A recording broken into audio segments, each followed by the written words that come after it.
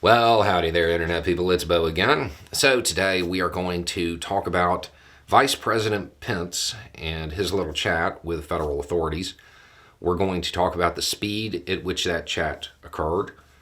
We're going to talk about why Pence might be doing it and what it may mean for the Republican Party as a whole, because this might be the beginning of a shift in the way that they deal with Trump.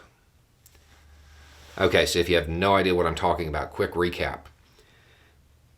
The federal grand jury looking into January 6th. Pence was supposed to talk to him. Pence put up a basic appeal, little stuff.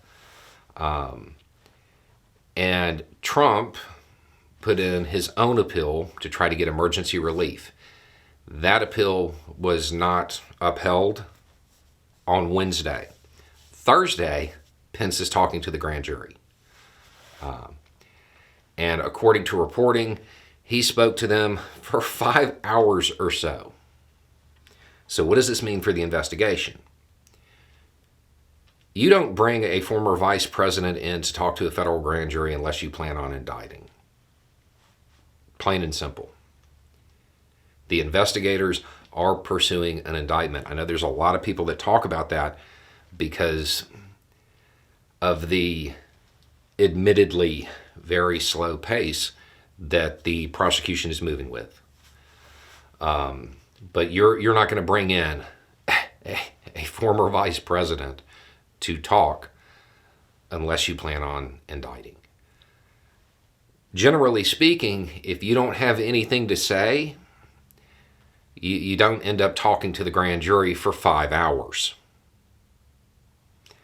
So, we can safely assume that this was something that moved the investigation along. This would be the first time that Pence would be talking under oath about conversations he had directly with Trump. Okay, so what's this mean for Pence? We've talked about it before. Pence wants to be president, and right now Trump's in his way.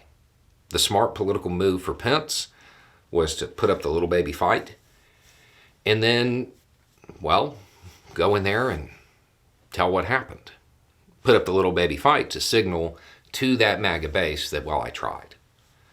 But deep down, Pence needs Trump gone if he wants to make a run for the White House.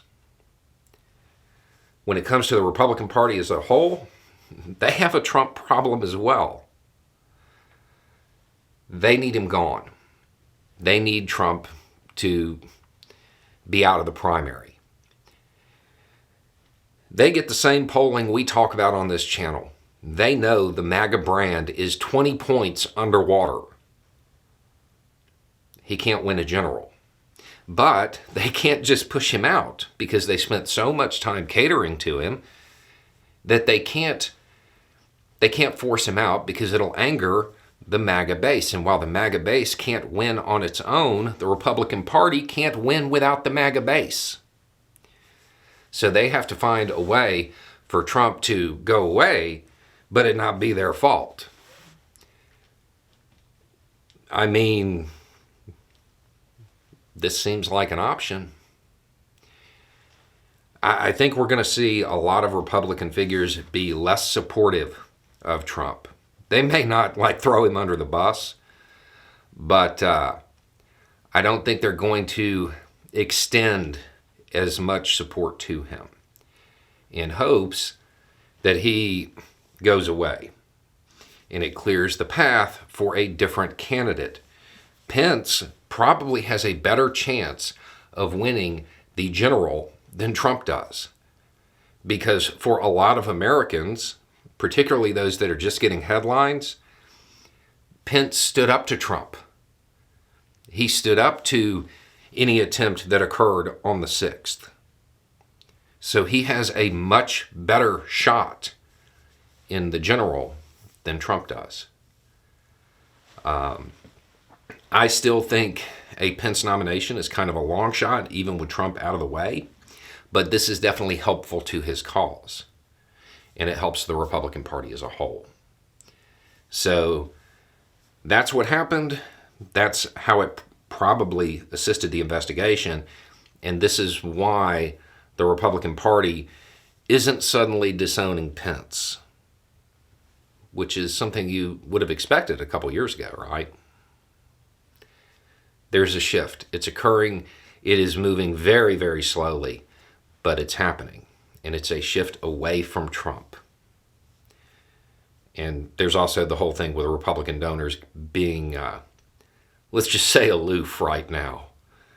That may have something to do with the Republican Party's sudden change of heart when it comes to the former president. Anyway, it's just a thought. Y'all have a good day.